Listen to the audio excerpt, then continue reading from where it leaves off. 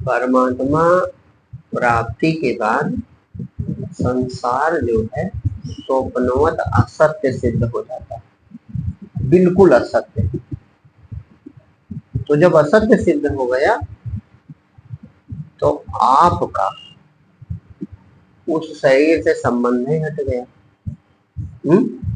तब आपके लिए कुछ बचा? उस समय शरीर की जो पीड़ा होती है वो महसूस नहीं होगी। जो विशुद्ध अतीन्द्रिय अवस्था में संत पहुंच जाएंगे तो वो अवस्था अलग है, बिल्कुल अलग है इससे। उसका विवर्त, उसका प्रकाश है संसार।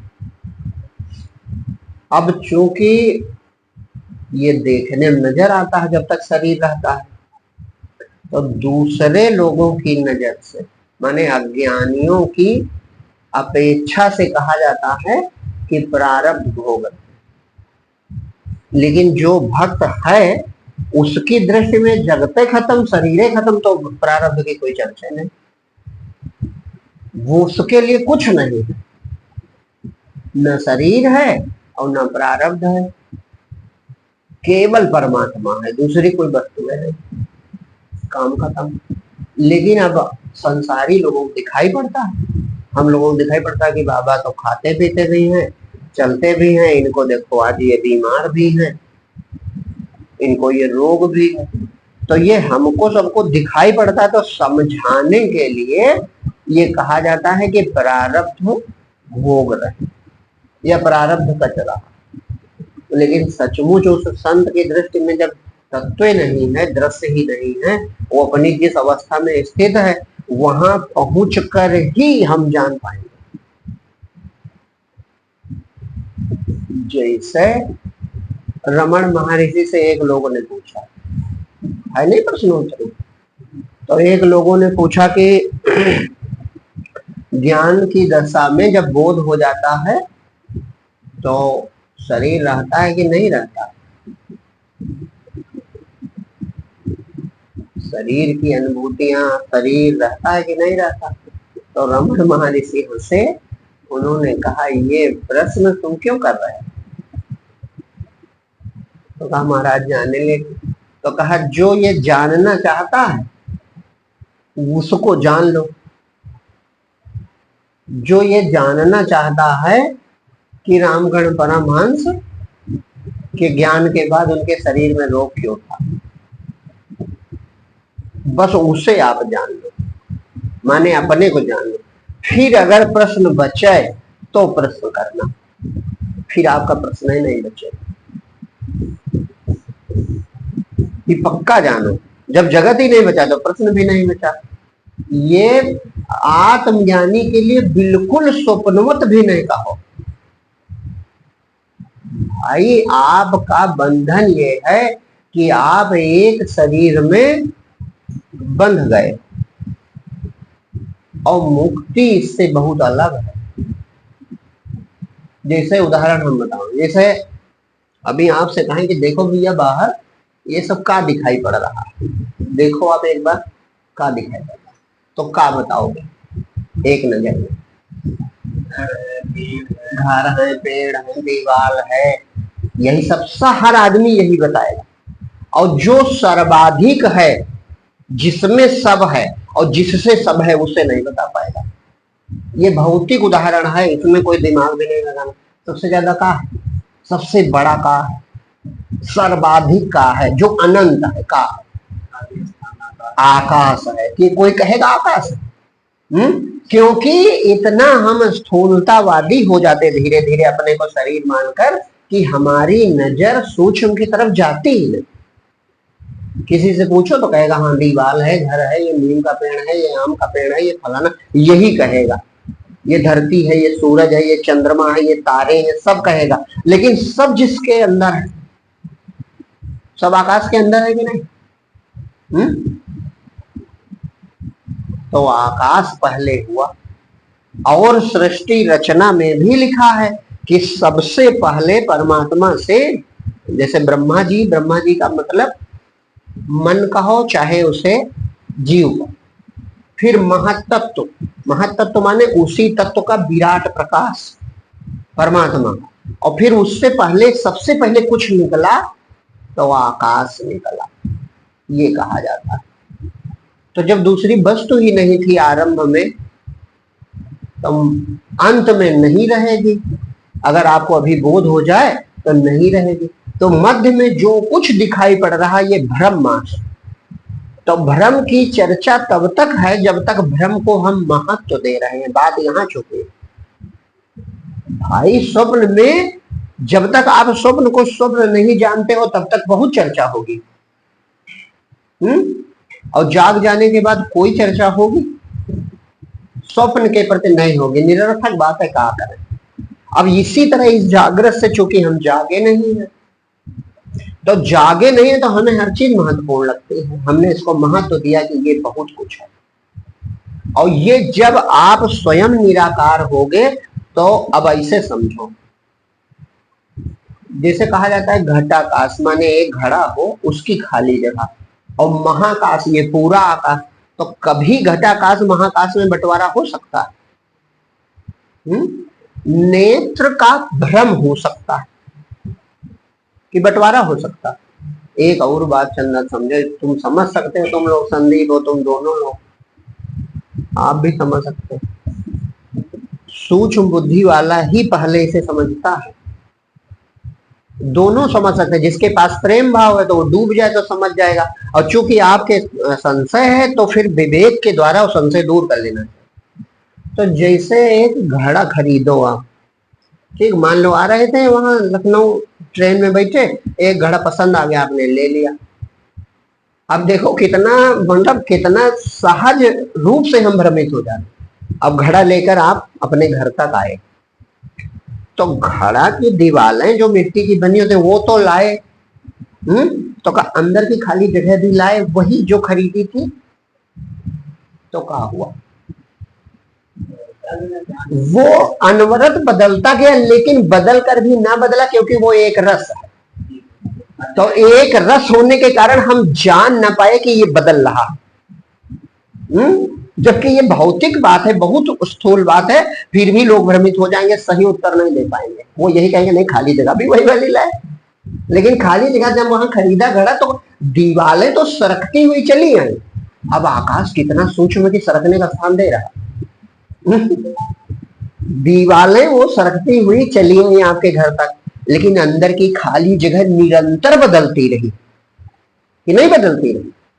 तो नजर दीवालों से आकाश पर अगर चली जाए तो पता चल जाए घड़ा मतलब कहीं आता जाता नहीं। अब दीवालें बोल नहीं सकती, मान लो बोलेगा तो अंदर का आकाश, तो वो कहे मैं कहीं आता जाता नहीं हूं, तो एक घड़े कौन महत्व, फिर सब कुछ हमारे अंदर है।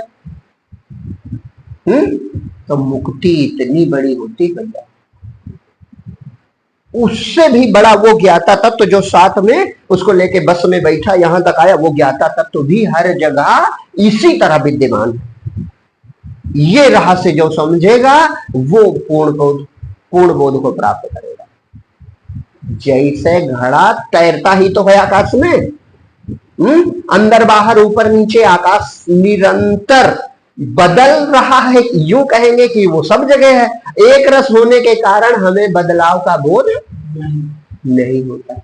इससे अनंत गुना स्थूल सूक्ष्म, गलती से कह दिया, इस आकाश से अनंत गुना सूक्ष्म आप हो।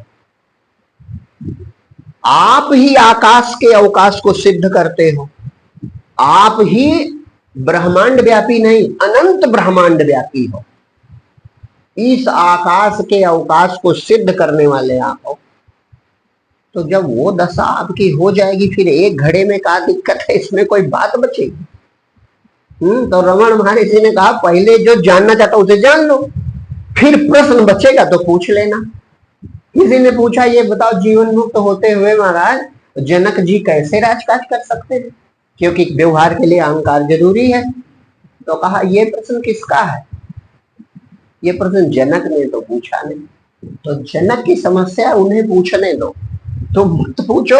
तुम पहले जनक जैसे हो जाओ, फिर प्रश्न बचेगा तो पूछना, प्रश्न नहीं बचेगा। अब आप सोचो, जब वो विराटता आपको अनुभव हो जाएगी तो इसकी चर्चा बचेगी। और इससे भी ये अद्भुत है, इसमें तो आकाश से घड़ा अलग है, वो कई रूप बदलकर तब मिट्टी तक पहुंचा। इस वाली चेतना आकाश में कुछ बने नहीं है। जैसे स्वप्न में कुछ बना है, अनुभव होता है कि नहीं होता?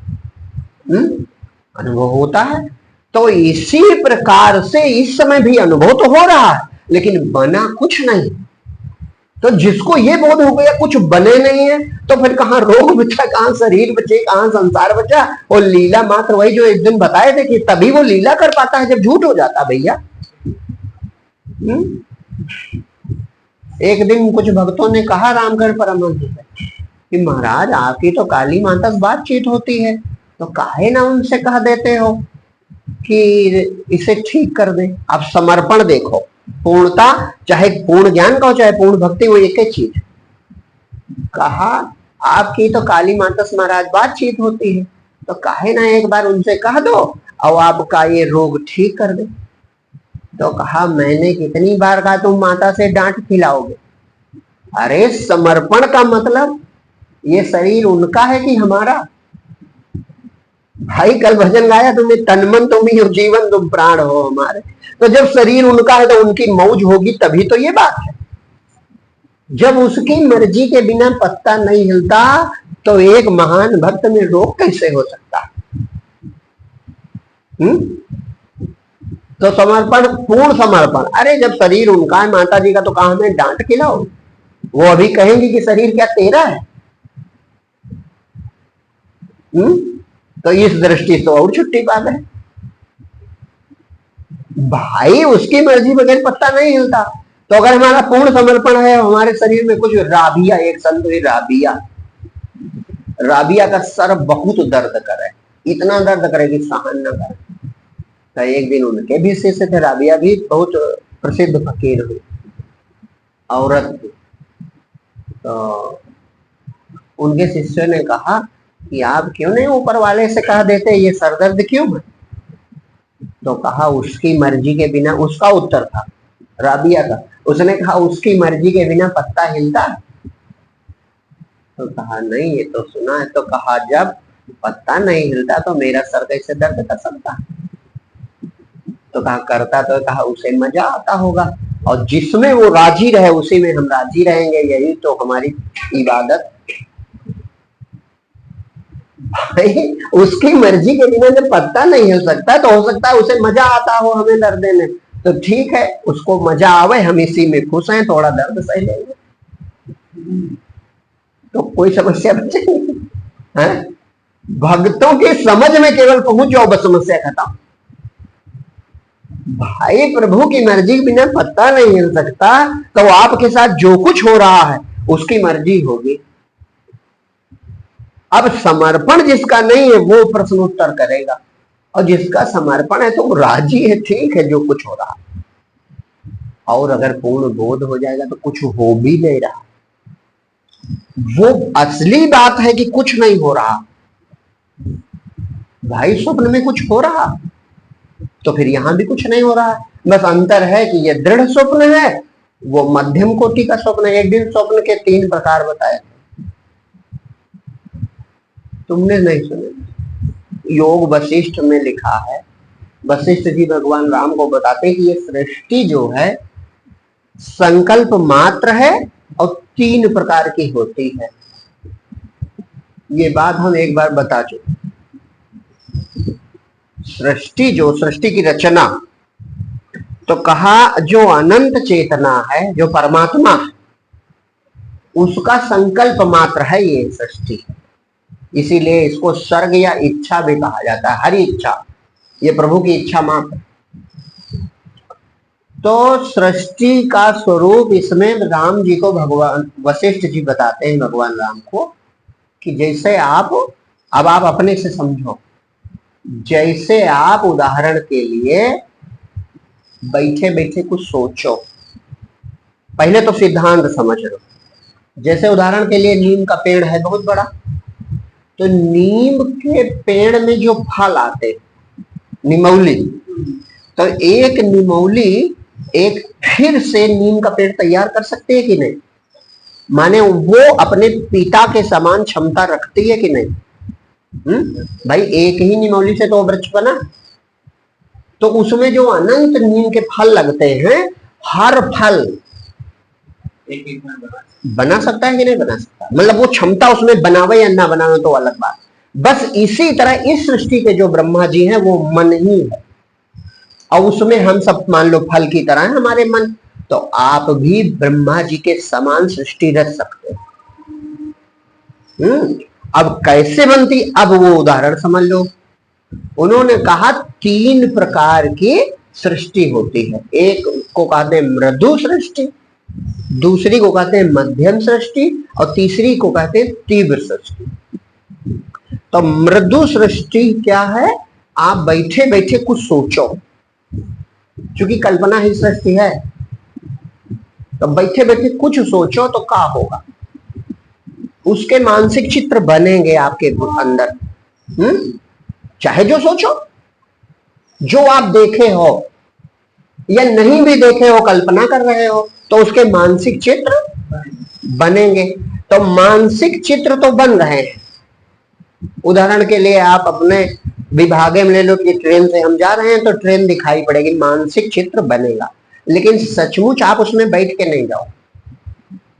मतलब वो मानसिक जो दृश्य बनेगा वो आपको बंधन में नहीं डाल सकता। क्यों? क्योंकि अभी दृष्टा ने, माने उसके ब्रह्मा ने उसमें प्रवेश नहीं किया। ठीक, काहे नहीं कर पाया? क्योंकि उसे होश बना है कि मेरा ये नाम है, मैं सोच रहा हूं। यद्यपि सोचते समय नहीं सोचता, लेकिन अभी उसको इतना होश है, इसीलिए वो उससे बाहर है। इस सृष्टि का नाम प्राथमिक अवस्था है, माने सृष्टि निर्माण की प्राथमिक अवस्था। इसको कहते हैं मृदु संवेग। मृदु संवेग ये योग वशिष्ठ में लिखी हुई बात में बता रहा। फिर क्या हुआ? आप इतना गहरा सोचने लगे कि बस भूल गए मैं सोच रहा हूं, और जैसे विस्मरण इसका हुआ, बस आप उसी में एंट्री कर गए, प्रवेश कर गए। अब ऐसे दूसरा शरीर, अब सचमुच आप ट्रेन से जाने लगे, अब आपको बंधन में डाल चुके। अब कोई विद्या नहीं बची जो ये सिद्ध कर पावे कि ये ट्रेन झूठी है। अब आप ही की कल्पना है। अब उसमें शत्रु मित्र पशु पक्षी माने पूरी सृष्टि आपको विधवत अनुभव होने लगी। होने लगे कि नहीं होने लगे? क्या हुआ? अब कौन सा बदलाव हुआ? बदलाव ये हुआ, सोचने वाला जो ब्रह्मा था वो ये भूल गया कि मैं सोच रहा हूं। मतलब वो नीम का जो फल था वो फट गया, उसका मुख, उसमें अंकुर निकल आया। ठीक, वो तो फटने के बाद वापस नहीं होगा, लेकिन यहां क्या हो रहा है? इस शरीर में प्राण चल रहे हैं। और दूरी उड़ी नहीं है, भ्रम है कि बहुत बड़ी सृष्टि, बहुत बड़ी सृष्टि हो तो एक एक कमरे में 10 लोग सोते हैं, तो फिर एक दूसरे में प्रवेश कर क्या? झूठ है, निष्ठा मतलब सिर्फ सर्वथा झूठ है। लेकिन ये जादू है विचारों का कि दिखने लगा, फंस गए अब आप। लेकिन अभी वो मध्यम कोटि की है। काहे? उसके ब्रह्मा जी फिर रिटर्न हो जाएंगे, वापस हो जाएंगे। कब? नियत समय पे, या फिर अगर उसमें मृत्यु आ जाए तो मरोगे नहीं, तुम अमर तत्व हो। मृत्यु आ जाए तो मरोगे, तो तुम अमर तत्व। बस अरे हम तो सो रहे थे, तो क्या हुआ? इस वाले लोक की जो ये प्राण है इसमें तो वापस आ गया, बस वो पूरा सपना तुम में समा गया। तो वो मध्यम सृष्टि। वशिष्ठ जी कहते हैं एक तीव्र सृष्टि जो ये वाली है कि माने वो ब्रह्मा जी अब वापस ना आवे। ब्रह्मा जी वापस ना आए तो ब्रह्मा जी जान पाएंगे कि हम इसके ब्रह्मा हैं। आप बताओ, एक जीव बनकर जिएंगे कि नहीं जिएंगे? हैं? और उस सृष्टि को अगर कह रहे हैं कि वापस ना आवे तो क्या किया जाएगा? इस शरीर में प्राण बिल्कुल समाप्त हो जाएंगे, और वो शरीर के प्राण वैसे चलते रहेंगे, तब वो दृढ़ हो जाएगी। वो तीव्र संवेग हो गया, अब वो सब नियम से चलेगा, और उसका कोई जीव नहीं जान पाएगा कि अभी अभी ये सृष्टि बनी है। उसमें 50-50 साल के आदमी, 70-70 साल के आदमी और 1000-1000 साल के पुराने पहाड़ और सूरज नदियां जाने नहीं पाएंगे कि अभी 2 मिनट पहले हमारा निर्माण हुआ। ये लिखा हुआ है। और तुम्हारा यहाँ जो शरीर होगा, लोग कहेंगे मर गए, वो जला दिया जाएगा। कहते हैं हे राम, ऐसी मैं अनंत सृष्टियां उड़ती हुई देखता हूं। तब लिखा हुआ है रोम रोम प्रति लग रहे कोटि कोटि ब्रह्मांड। नहीं बताओ आप 1 रोम करोड़ ब्रह्मांड कैसे आ जाएंगे? झूठे हैं तो आ जाते। ये सृष्टि निर्माण का रूप है। तो अब आप बताओ, जब सर्वथा है ही नहीं और आपको ये बोध हो गया, फिर भी दर्द और पीड़ा और रोग की चर्चा बचेगी? ये वही वाली बात है। हाँ, लीला मात्र बचेगी, कुछ बचेगा ही नहीं। हाँ, कोई चर्चित विषय ही नहीं बचेगा। और गहरी दशा हो जाती है पदार्थ अभावनी दशा। तो कहते हैं पदार्थों का, चूंकि पदार्थ है नहीं तो पदार्थों का अभाव हो गया, वो संत अपने में ही शांत रहता, उनका तो दीन दुनिया से कोई मतलब है नहीं। बहुत उल्टा चल रहा समाज में, कि पक्का आप जान लो। जिसको कहते हैं बड़ा फायदा है भैया, किसको कहते हैं बड़ा फायदा? आत्म पद प्राप्त करो, परमात्मा को प्राप्त करो, इसमें बड़ा फायदा। तो आप बताओ, जिसको बड़ा फायदा मिल जाएगा फिर वो छोटे फायदे में आएगा? लेकिन जो लोग तुमको बहुत दुकान सजाए बैठे हैं, तो मैं किसी को व्यक्तिगत नहीं कहूंगा, लेकिन ये पक्का मानो वे बड़ा फायदा जान ही नहीं पाए। वे समझते हैं इस बड़े फायदे यानी आत्म ज्ञान की, भक्ति की चर्चा में बड़ा फायदा। समझो बात को, वे बड़े फायदे से चूक गए हैं। बस थोड़ा सा गुरु कृपा या संतों की कृपा, शास्त्रों की कृपा से कुछ समझा है और वो समझ रहे हैं कि इसकी चर्चा में बड़ा फायदा है, तो वे सब बाजार में आ चुके। जिनको कंदराहों गुफाओं में या अपने हृदय में होना चाहिए था, वे बड़े फायदे से चूक चुके। ये पहचान नहीं पाओगे आप, पहचान आप नहीं पाओगे। किस कोई बोल रहा है स्वाभाविक, और कोई केवल बोलने के लिए बोल रहा है।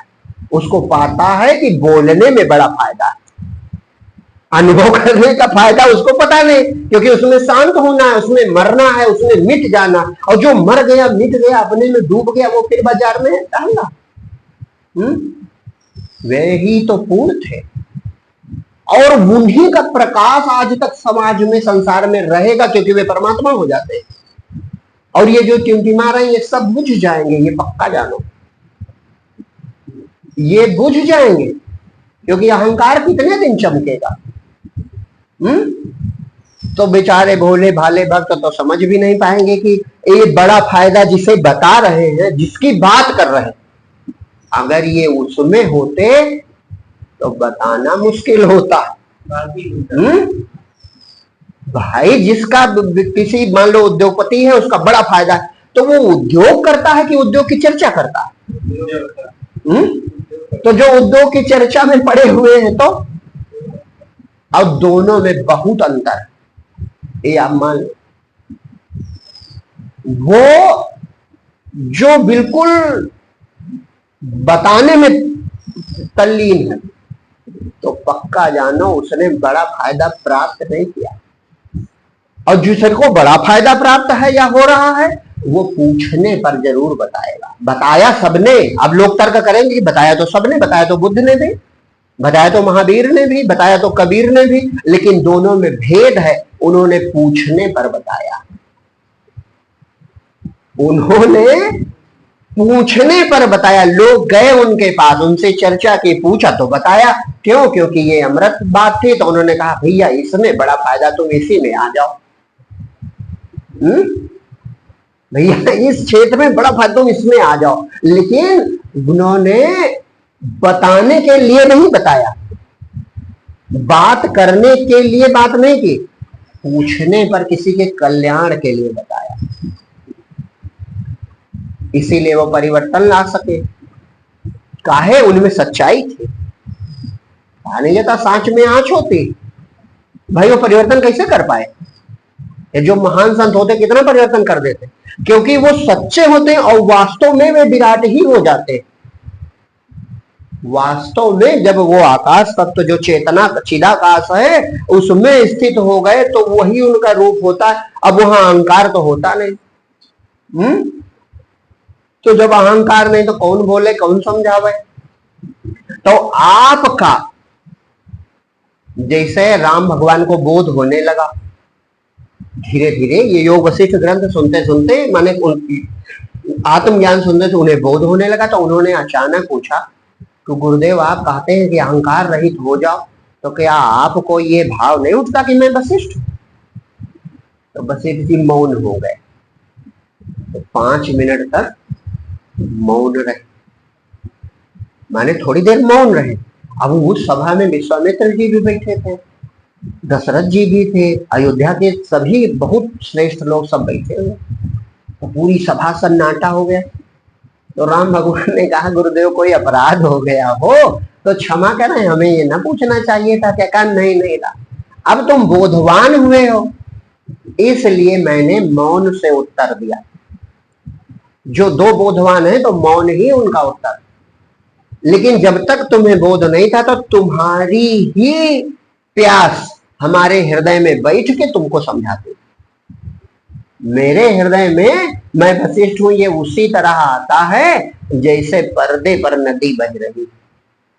तो पर्दा है, नदी नहीं है, देखने भर की है। इसी तरह मेरा अहंकार होता है। और अगर बोलने चलने कहने की बात करो तो मेरी नजर में कुछ नहीं है, लेकिन तुम्हें दिखाई पड़ता है। ये भेद ऐसे समझो जैसे स्वप्न में तो बात करते हो, शब्द भी होते हैं, सुनते भी हो, तो होता तो कुछ नहीं। तो कहा इसी तरह मेरी नजर में कुछ नहीं हो रहा है और ज्ञानियों की नजर में मैं बोलता हूं, मैं चलता हूं, मैं खाता हूं, मैं देखता हूं। तो ये बहुत अटपटी बात है। कोशिश करनी चाहिए वो दशा प्राप्त करने की, कैसे मिल जाए, कैसे लगन लगे, कैसे हमें वो प्राप्त हो जाए। और ये पक्का जानो बातों से नहीं प्राप्त होगा, बातों से भी उसे प्राप्त होगा जो पूर्णतया मोक्ष है प्राप्त करने के। पूर्णतया जिसमें कम लगन है, जब तक आप में कम लगन है तब तक आप दूर ही रहोगे। जैसे उदाहरण के लिए जनक व अष्टावक्र जी के कई संवाद हैं, हमने 3-4 जगह 3-4 प्रकार से पढ़ा, लेकिन सब शिक्षाप्रद है। अष्टावक्र गीता तो एक ही है, उसमें ज्ञान तो एक है, लेकिन जब वे जनक और अष्टावक्र जी मिले तो कई प्रकार से हमने पढ़ा। तो उसमें एक कथा ये भी लिखी है कि एक बार अष्टावक्र जी पहुंचे, तो जब पहुंचे तो जनक जी अपने बगीचे में थे। तो उन्होंने देखा कि एक आदमी 8 जगह से टेढ़ा आया। तो जनक जी हंसे। उसमें सभा लिखी है कहीं कहीं, लेकिन वो जो हमने पढ़ा है उसमें लिखा कि जनक जी खुद ही हंसे। तो अष्टावक्र जी उनसे भी तेज हंसे। तो कहा कि महाराज मेरी हंसी का कारण तो आप जान गए होंगे, लेकिन आपकी हंसी का कारण मैं नहीं जान पाया। तो कहा राजन आपकी हंसी का कारण मेरे शरीर का 8 जगहों से वक्र होना है, तो ये तो मैं जानता हूं, लेकिन मेरी हंसी का कारण आपकी चरम दृष्टि होना है। आपने मेरा आकार देखा। अब आप बताओ, अगर मंदिर की दीवारें 8 कोनों वाली हो तो का आकाश टेढ़ा हो जाता है? अगर मंदिर की दीवारें 8 कोनों वाली बना दी जाएं तो का मंदिर के अंदर का आकाश भी टेढ़ा हो जाता? तो जनक जी समझ गए कि ये बोधवान पुरुष, प्रभावित हुए। अब एक कथा हमने उनकी जो सुनी है वो इसलिए बता रहे कि कितनी लगन होनी चाहिए। तो उन्होंने कहा कि गुरुदेव हमें बोध कराइए। तो कहा बिल्कुल आपको बोध करा देंगे। तो कहा मैंने सुना है, जनक जी कह रहे हैं, मैंने सुना है कि घोड़े के एक रकाम में एक पैर रखो और दूसरा रखो, इतनी देर में बोध हो सकता है। तो अष्टावक्र जी पूर्ण संत थे, उन्होंने कहा ये तो बहुत देर, इससे कम समय में हो सकता है, इससे भी कम समय में हो सकता है। तो कहा तो महाराज हमें बोध करा दीजिए। तो कहा घोड़ा मंगवाइए। भाई समय कम लगे या ज्यादा तो कैसे नापोगे, घोड़ा मंगवाइए। घोड़ा मंगवाया। कहा रखिए एक पैर रखे जनक जी। कहा बोध करा दीजिए। तो कहा मैं उन गुरुओं में नहीं हूं जो तुम्हारे इशारे पे नाचे। अष्टावक्र जी ने कहा मैं उन गुरुओं में नहीं हूं जो तुम्हारे इशारे पे नाचे। मैं सच्चा गुरु हूं और तुम्हें पूर्ण बोध करा सकता हूं, लेकिन आत्म बोध की कीमत जानते हो? तो कहा गुरुदेव हम कीमत तो नहीं जानते, लेकिन जो आप कहो मैं समर्थ होऊंगा तो करूंगा। तो कहा अपना सब कुछ हमें दे दो, गुरु दक्षिणा पहले लूंगा, बोध बाद में करवाऊंगा। मैं उन गुरुओं में नहीं हूं जो शिष्य के इशारों पे नाचे। तो जनक जी की लगन आप देखो, बस यही बात मैं बताना चाहता हूं। जनक जी ने तुरंत अपने महामंत्री को बुलवाया और राज खजाने की, राजकोष की सारी चाबियां कहा महाराज जी को दे दो, आज से पूरा राज्य महाराज जी। सब दे दिया। अब ले लिया उन्होंने। जनक अष्टावक्र जी ऐसे थोड़े हैं भाई, गुरु युक्ति से मुक्त करता है। अब सचमुच आपका सब कोई ले ले तो आप सड़क पर पहुंच गए कि नहीं? खिलवाड़ नहीं, सचमुच। तो कहा ठीक है ले लिया हमने, लेकिन राजन अभी भी आपने सर्वस्व नहीं लिया। तो कहा हमारा शरीर बचा है और ये आपका गुलाम हुआ। कहा ठीक, ये भी स्वीकार किया, आप बोध करा दीजिए। कहा अब बोध कौन चाहता है राजन? जब तुमने अपने को मुझे सौंप दिया तो बोध चाहते हो। बस इसी बात पे इतनी बात समझ सको, माने जब हम ही नहीं तो कौन बोध चाहता? तो दूसरा पांव रख नहीं पाए जनक जी, समाधि लग गई। एक कथा ये भी प्रचलित है। तो ये कथा भले है, वैसे तो पूरी अष्टावक्र गीता है यानी उपदेश दिया होगा, ये संतों ने अपना कथा चाहे कल्पित की हो, लेकिन इसमें एक शिक्षा है कि इतना ज्यादा जो उद्यत हो कि सर्वस्व त्यागने को तैयार हो तो परमात्मा मिल। जब वो इतना लगे कि जो हमारे पास है वो परमात्मा से तो कम है भाई, हमारे पास जो कुछ भी है और बदले में परमात्मा मिल जाए तो फिर सौदा सस्ता है, वो तो अधिक बड़ा ही होगा। ये कथा का जो मतलब, हम उसका कथा में न जाए, उसका जो व्यंग्यार्थ निकल रहा, जो उसकी जो उसका उपदेश निकल रहा, वो यही निकल रहा कि जो इतना मुमुक्ष है, बिल्कुल तटस्थ है संसार से कि नहीं किसी तरह मेरा कल्याण हो जाए, और वो रहे जरूर होंगे जो संतों की सभा बुलावे केवल आत्म ज्ञान के लिए। नहीं तो राजा तो अपना राज्य विस्तार की योजना बनाता है, प्रजा के खुशहाली की व्यवस्था बनाता कि आत्म ज्ञान के लिए करेगा, इसीलिए उन्हें विदेह कहा जाता है। तो कहने का मतलब है कि हो तो सकता है क्षण मात्र में, लेकिन इतना ज्यादा आप उद्यत हो जाए, माने बिल्कुल अब उसके बिना रहा ना जाए तो काम बन जाए। और जब रहा न जाएगा तो फिर जो लिखा है वो सब आपका हृदय में होगा। प्रार्थना भी होगी, विरह भी होगा, कातरता भी होगी, अंदर बेचैनी भी होगी। होगी कि नहीं होगी? और यही चीजें आपके अहंकार को मिटा देंगे और प्रभु से मिलन करा देंगे। परमात्मा शेष बच जाएगा, पूर्ण परमात्मा मिल जाएगा। जब संसार का कुछ न चाहे हम, तब समझो परमात्मा को हम पूरी तरह चाह रहे हैं। जैसे ज्ञान की भूमिकाओं में लिखा है, पहली भूमिका है शुभेच्छा, माने भगवान को प्राप्त करने की इच्छा, शुभ इच्छा। तो जब शुभ इच्छा हो तो शुभ इच्छा तो पूरी तभी हुई जब अशुभ इच्छा यक्को न बचे। जब अशुभ इच्छा यक्को न बचे, माने संसार की कोई इच्छा ना, तभी तो शुभेच्छा हुई। तो ऐसा कहां? और ये मार्ग, ये बात किसी से बताओगे तो सुनेगा तुम्हें? होगा भैया अपना ज्ञान अपने पास से रखो। उनको बताओ कि शनिवार को पीपल की पत्ती 3 तोड़ के और उसके बाद तकिए के नीचे रख लो और पत्ती हो जाओ। कहा सब चलता है, सब इसके पे हंसी है दुनिया है। ऐसा ज्ञान सुनकर कहीं कोई भीड़ आएगी आपके पास? जो होंगे वो भी भाग जाएंगे कि इनको कौन सुनाए।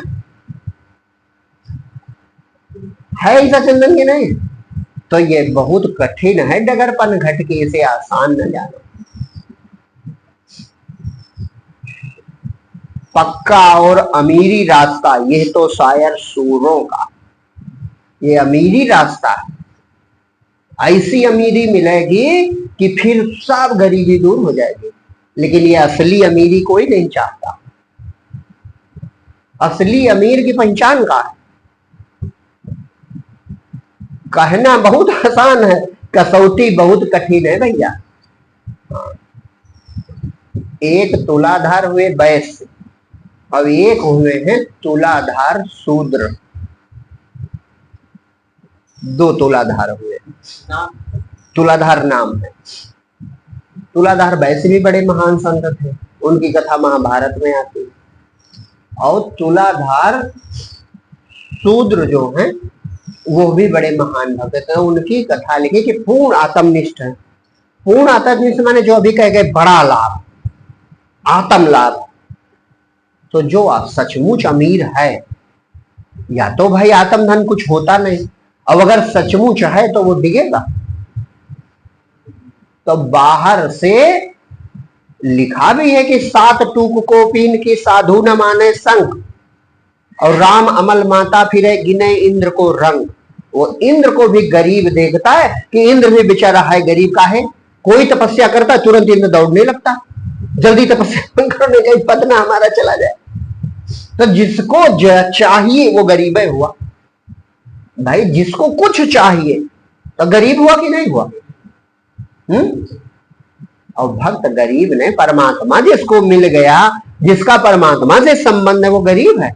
एक कथा का है, अयोध्या में लिखा है कि एक बार भगवान राम और सीता जी बैठे तो सबको कुछ ना कुछ उपहार दे रहे, और किसी से पूछ भी ले क्या चाहिए, जो चाहिए वो ले लो। तो कहा एक बार वो ऐसे सबसे कहते कहते सीता जी पहुंची सामने, तो हनुमान जी से भी कहा कि हनुमान तुम भी कुछ मांग लो। तो कहते हैं हनुमान जी रोने लगे। पूर्ण भक्त हैं वो, तो रोने लगे, रोबे करें छुपे ना हो। तो बहुत रोने लगे तो राम भगवान भी उठ के आ गए, सीता जी भी, दोनों लोग चुप करने लगे। भैया हनुमान कोई गलती हुई हुई क्षमा करो, काहे रो रहे हो? तो भक्त का भाव देखो। उन्होंने कहा मैं अभी तक सोचता था माता जी कि जो अनंत कोटि ब्रह्मांड का मालिक है वो मेरा पिता है, तो मैं उसका बेटा हूं, फिर मैं गरीब हो सकता हूं। और मांगेगा वही जिसे कमी हो। और आज जब आपने कह लिया कुछ मांग लो, तो हम समझे आप हमें अपना नहीं मांग। तो दोनों लोग रोने लगे। कहने का मतलब जिसका परमात्मा संबंध है वो गरीब हो सकता है। और सचमुच अगर वो परम धन है, पायो जी मैंने राम रतन धन पायो, खर्च न खूटे वाको चोर न लूटे, दिन दिन होत सवायो। अगर ये धन प्राप्त है तो कोई इधर भटकेगा? तो वो वैसे थे तुलाधर। तो कहते हैं कि उनको बेचारे को ठीक से परमात्मा भक्त की परीक्षा भी लेने लगता। जब उस परीक्षा आपकी कब होती? तुरंत परीक्षा नहीं होती। जब पहली क्लास में पहुंचो तो उल्टा खिलौना और चॉकलेट मिलती ताकि पढ़ने की आदत पड़े। परीक्षा तो तब होती जब उस योग्य हो जाते। तो भक्त भी जब उस अवस्था में पहुंचता तब परमात्मा उस लायक समझता होगा उनको। तो कहते हैं उनको वस्त्र तक नहीं कि पहनने के लिए, जो मान लो 2 धोतियां वो भी फटी, और पत्नी का भी वही हाल। तो उन्होंने कहा भगवान ने कि चलो इनकी ले लेगा तो मदद हो जाएगी, और नहीं लेगा तो इसकी निष्ठा पता चलेगी। तो जहां नदी पे स्नान करते थे वहीं पर बड़े अच्छे वस्त्र खूब भगवान ने रख दिए। सोचा कि ये आएगा, गरीब भाई है तो देखेगा तो उठा लेगा। तो तुलाधर पहुंचे, उन्होंने स्नान किया और फिर अपने कपड़े पहने। फिर देखा कि कपड़े रखे हैं, तो देखा इधर उधर कोई नहीं, पता नहीं किसके होंगे। फिर अपने घर चले आए। तो भगवान बड़े प्रसन्न हुए कि इसको कुछ चाहिए नहीं। फिर दूसरे दिन भगवान ने सोचा कि कपड़े ना लिए होंगे, हो सकता है धन ले ले। तो जहां कपड़े रखे थे वहीं बहुत ढेर सारा सोना, मड़ी माड़ी के हीरे जवाहरात खूब ढेर लगा दिया। और फिर ये स्नान करने पहुंचे। इन्होंने स्नान किया, फिर अपनी वही फटी पुरानी धोती लपेट ली और देखा बहुत सोना चांदी मड़ी माड़ी के है। तो कहा होगा किसी का, फिर चले आए। तब तो इनमें फूलों की वर्षा करने लगे देवता। क्या ऐसा संत तो अद्भुत है, बेचारा कुछ नहीं ले रहा। तो भगवान ने कहा कि चलो थोड़ी और परीक्षा लेते। तो एक दिन इनके गांव में पहुंच गए भगवान ज्योतिषाचार्य बन के। अब सबके हाथ देखें तो चूंकि पत्नी तो उतनी निष्ठा न रही होगी, तब पत्नी गरीबी के कारण जो हर आदमी कमजोर तुरंत भाग्य दिखाने पहुंचता, तो इनकी पत्नी पहुंच गई ज्योतिषाचार्य के पास। महाराज देखो हाथ में क्या लिखा। तो कहा तुम्हारे हाथ में कई जन्म दरिद्रता लिखी है। तो रोने लगी, कहा न ये ना समझो इसका कारण तुम्हारा पति है। तो कहा क्यों? कहा वो अपनी आंखों से धन देखता है बहुत ज्यादा, जिसमें सब गरीबी दूर हो जाए, लेकिन लाता नहीं है। जिसका पति ऐसा हो तो उसकी पत्नी कैसे सुखी हो? भगवान ने उसको भड़काया, मतलब कि देश से क्या होता। तो उसने कहा पूछेंगे हम अपने पति से। तो आई, उसने तुलाधर थे घर में। तो कहा क्यों जी? कल आप स्नान करने गए तो नदी पे बहुत सारा धन देखा और लेकर नहीं आए। तो कहा अरे प्रिय, धन तो जी का जंजाल, प्रभु की भक्ति छूट जाती है इसमें। काम वासना बढ़ती है, अहंकार बढ़ता है, वैभव विलास बढ़ता है, दुश्मन बढ़ जाते हैं। धनवान से सब ईर्षा करते हैं, गरीब से कौन जलन करेगा? हम पर सब दया करते, पूरा गांव हम पर दया करता क्योंकि हम गरीब हैं। और अगर हम धनवान हो जाएंगे, हमारा ऊंचा माल हो जाएगा, तो सब ईर्षा करने लगे। तो प्रिय, धन बड़ी खराब चीज, अर्थ ही करता सभी अनर्थ। ये धन ही अनर्थ करने वाला, ये बहुत बेकार चीज है। और प्रभु की भक्ति तो कर गुजरान गरीबी में, जितने गरीब रहो उतनी अच्छी भक्ति होगी। काहे जब परम धनी हो तुम सचमुच में, तो ये झूठा धन क्या करोगे? या तो फिर सपना सिद्ध नहीं हुआ, या तो फिर बात झूठी है। बड़ा लाभ, वही वाली बात कि बड़ा लाभ की चर्चा तो करते लेकिन बड़ा लाभ पाया नहीं है, बस चर्चा है। तो पत्नी से पूछा ये बताया किसने? तो कहा महाराज एक ज्योतिषाचार्य आए हैं, उन्होंने बताया। तो भक्त को कुछ दिखाना तो था नहीं, लेकिन फिर भी उनके पास पहुंचे तुलाधर। तो कहा महाराज आपने ये कैसे जाना? तो कहा हमारे पास विद्या है। भगवान ने कहा हमारे पास विद्या है, हम जान लेते। और तुमको धन ले आओ, अभी भी मैं कह रहा हूं वो धन वही रखा हुआ है पूरा, वो भगवान ही थे। कहा पूरा धन ले आओ, आराम से रहो तुलाधर। तो उन्होंने कहा महाराज हमारे लिए धन संतोष, हमारे लिए एक भक्त के लिए संतोष ही धन है। हमारा खजाना प्रभु की भक्ति है। हमारा राज्य प्रभु का ही राज्य, हम प्रभु के होकर बड़े आनंद में।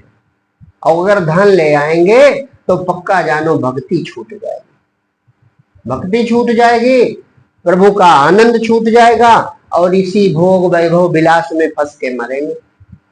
साथ में अभी हमारा कोई शत्रु नहीं है और फिर इतने शत्रु हो जाएंगे कि उन्हीं से पार नहीं पाएंगे, ईर्ष्या लोग करने लगेंगे, हमारी मति भी खराब हो जाएगी। तो प्रभु अर्थ तो अनर्थ करने वाला। तो भगवान प्रकट हो गए असली रूप में और कहा कि अब तुम हमारे साथ चलो, और पत्नी सहित अपने लोग ले गए। तो कहने का मतलब जो परम लाभ पाएगा वो इसमें फंसेगा नहीं। जो फंसन तो छोड़ो, फंसा वसा नहीं, खुद ही इच्छा करता। और कर गुजरान गरीबी में, मतलब उतना चाहिए साईं इतना दीजिए जामे कुटुंब समाए, मैं भी भूखा ना रहूं साधु न भूखा जाए। ये तो चलो ठीक है, कोई बात नहीं, लेकिन तुम अधिक से अधिक तृष्णा कर रहे हो तो तुम अज्ञानी हो। चाहे जितनी बड़ी बड़ी ज्ञान की बातें बघारो, चाहे जो कहो, हो अज्ञानी के अज्ञानी। और संत एक झलक में ये बात जान जाते। संसारी लोग नहीं समझ पाते, वो तो बातों में फंस जाते हैं, लेकिन संत जन जो हैं वो बहुत दूर से पहचान लेते हैं कि हाँ, वो बोधवान की दशा अलग होती। दोनों एक काम कर रहे हैं, लेकिन एक का परमात्मा कर रहा, स्वभाव से हो रहा, और एक इच्छा सहित कर रहा, वो बंधन में पड़ेगा ही, ये पक्का जानो। उसको बंधन में पड़ना है, उसको कर्मों का फल भोगना पड़ेगा। और जिसका स्वाभाविक परमात्मा कर रहा, उसके बंधन प्रारब्ध पता नहीं किस लोक को गए, पता नहीं कहां गए। वो दुनिया देखने नजर में जरूर साधारण है, लेकिन वो साधारण नहीं। जैसे कबीर साहब ने कहा, मन लागा मेरा यार फकीरी में, भला बुरा सबका सुन लीजिए, कर गुजरान गरीबी में। मन लागा मेरा यार, और है कैसा वो अंदर से, हाथ में कूड़ी बगल में सोटा, चारों दिशा जगीरी में। भाई सब हमारे बाप का राज है। जब हम प्रभु की संतान है, परमात्मा हमारे सब हमारे पिता का राज है। और भक्त को परमात्मा अनुभव भी करा देता। जब किसी संसार वाले ने कसौटी की तो दुनिया इधर से उधर हो गई, तभी पता चला कि अरे ये साधारण व्यक्ति नहीं है, ये तो परमात्मा का प्यारा है। लेकिन उनको कुछ नहीं चाहिए। अरे जो अपने परमानंद में मगन है, सचमुच अगर मगन होगा तो भार उठाएगा। यहां छोटे आनंद में व्यक्ति एकांत पकड़ता है, विषयानंद में एकांत पकड़ता है कि नहीं पकड़ता है। और जो चौराहे पे दौड़ रहा है वो भूखा है, वो प्यासा है, तृप्ति की झूठी बातें करता है। भाई बाजार में कौन है जो परेशान, जिसको जरूरत है? जरूरत वाला तो बाजार में होगा, और जिसे कुछ नहीं चाहिए वो आराम से अपने घर में है कि बाहर है। बस यही पहचान, बस यही पहचान है। और जिनकी तुम चर्चा करते हो, जिन महापुरुषों की, उनकी बराबरी ना करो, उनको नहीं पहचान पाओगे। उनमें कितनी करुणा थी, कितनी दया थी। जैसे उदाहरण के लिए एक पिता, अब पिता के नजरिए से देखो तो वो बेटों के लिए परेशान रहता। और बेटे कहाँ गाने, अरे चुप बैठो, तुम बूढ़े हो गए, तुम्हारा दिमाग नहीं काम करता, फिर भी परेशान करते। इसी तरह उसके हृदय में करुणा सब आत्म स्वरूप है। तो उसकी कोशिश यही रहती है कि जब तक जीवन है तो लोगों को सुख मिल जाए, लोग सच्ची बात जान जाए, लोग सच्चे रास्ते पर आ जाए। तो वो करुणा भाव से करता है, और इसीलिए फिर वो अनंत हो जाता है। क्यों? क्योंकि परमात्मा में ही ये गुण हैं। अहंकार में क्या है? अहंकार में है काम, क्रोध, लोभ, मोह, ईर्ष्या, द्वेष, मद, मात्सर्य। ये अहंकार की सेना है। अहंकार के साथ ये सब होगा। अगर आपके अंदर अहंकार है, ये सब रहेगा। और अगर परमात्मा है तो शांत, दया, आनंद, करुणा, मैत्री, सेवा, परोपकार, ये रहता है। संतोष, ये परमात्मा के गुण हैं, और ये अनंत होते हैं क्योंकि परमात्मा अनंत है। और जो वो वाले बताए, काम, क्रोध, लोभ, मोह, वो अहंकार, वो क्षुद्र थोड़े से होते हैं। क्यों? क्योंकि अहंकार क्षुद्र होता है। अहंकार की सीमा होती है, इसलिए उन गुणों की भी सीमा है। वे अवगुणों की थोड़ी सीमा है, वो कम होते। और ये जो गुण है ये संत में होते। संत माने परमात्मा ही बचता है, शरीर तो संत का होता है। तो इसलिए ये अनंत होते। इसीलिए संतों में अनंत दया, अनंत करुणा, अनंत शांति, अनंत आनंद होता है, जिसका कोई नाप तौल नहीं होता। ये विलक्षण बात है, मैं बता रहा हूं। और अज्ञानी जब इन गुणों को दिखाना चाहता, आचरण करना चाहता, तो वो झूठ मूठ का कर पाता, अंदर से तो होता नहीं। वो शांति दिखाना चाहता, अंदर अशांत है। वो दया दिखाना चाहता है, अंदर दया है नहीं, अंदर लोभ बैठा। वो दानी बनना चाहता है और अंदर स्वार्थ बैठा, तो उसके खेल चल पाते। उघरे अंत न हो नहीं पाओ, भेद तो खुल ही जाता है थोड़े दिनों में। क्यों? क्योंकि उसको समाज को दिखाना है कि हम बड़े संत हैं, हम बड़े सज्जन हैं, हम बड़े महान हैं। और जो सच्चा संत होता वो दिखाता भी नहीं, उस कौन है जिसको दिखावे?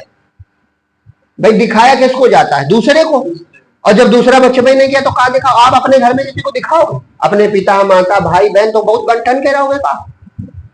अरे जैसे हो तैसे हो, अपनों से कहा दिखाना? तो उसके लिए सब अपने घर है, सब अपने हैं, प्रभु का साम्राज्य है, तो का दिखावे और का छुपावे?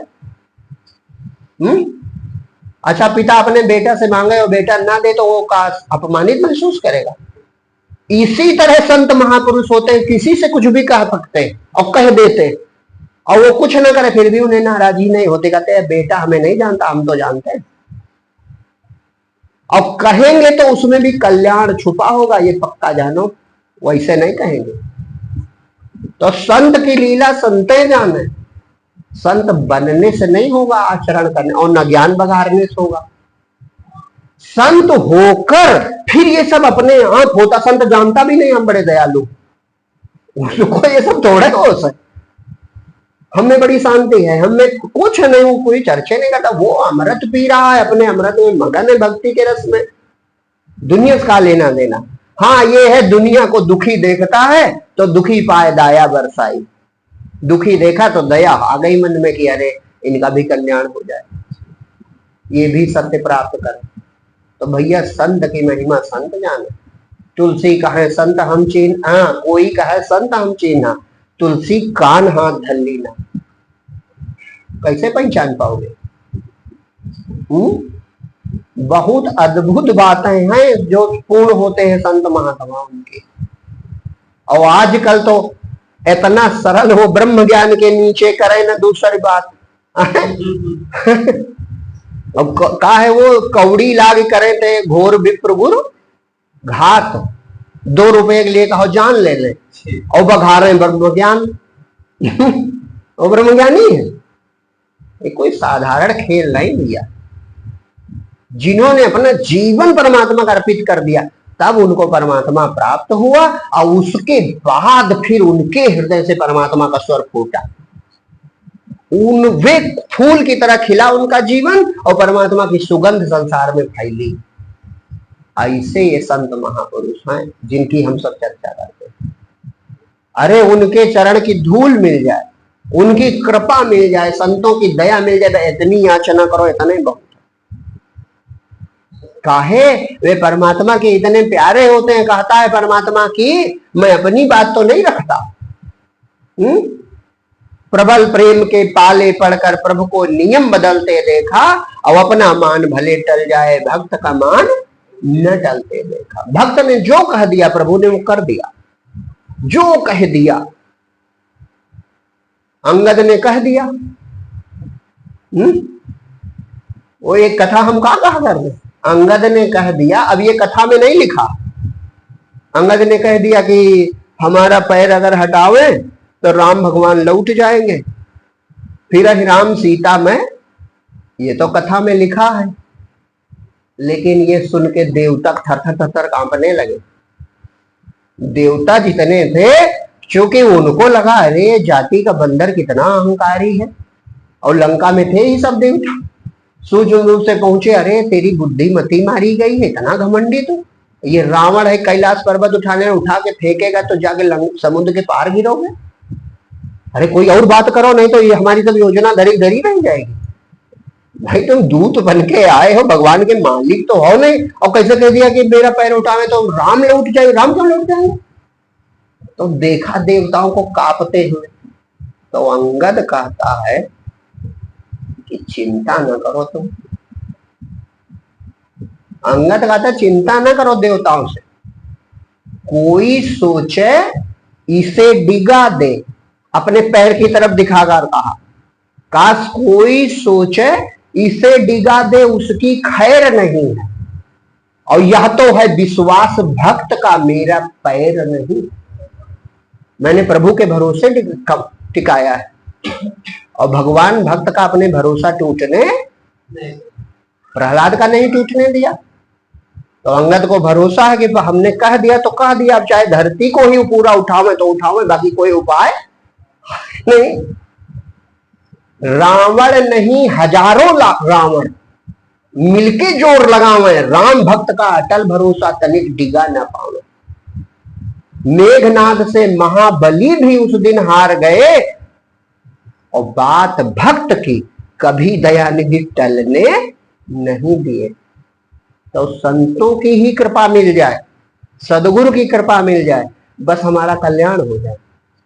लेकिन उनकी जो पूर्ण अपनी आत्मनिष्ठ, जिनको संसार का कुछ न चाहिए, ये पक्की पहचान भी है। और नहीं तो बात वो फिर बार बार आती है कि बड़ा फायदा की चर्चा में बड़ा फायदा है, लोगों ने ये जान लिया, बड़ा फायदा चूक गए वो। हाँ, बड़े फायदे वाले रास्ते में नहीं चल रहे, बड़े फायदे की चर्चा वाले रास्ते चल रहे। तो पहचान जाते हैं संत जन कि ये तो गड़बड़ है सब। खैर, ये चर्चा का हमारी विषय नहीं है। ये जरूर है कि संतों से आपका प्रेम हो जाए, सच्चे भक्तों से आपका मिलन हो जाए, समझो पुण्य जाग गया। काहे लिखा है, पुण्य पुंज बिन मिलहि न संता, और सत्संगति संसृति कर अंता। तो अगर संतों से आपका मेल मिलाप है, सच्ची चर्चा आपको सुनने में मिल रही है, तो फिर हमारा पुण्य जाग गया, ये पक्का।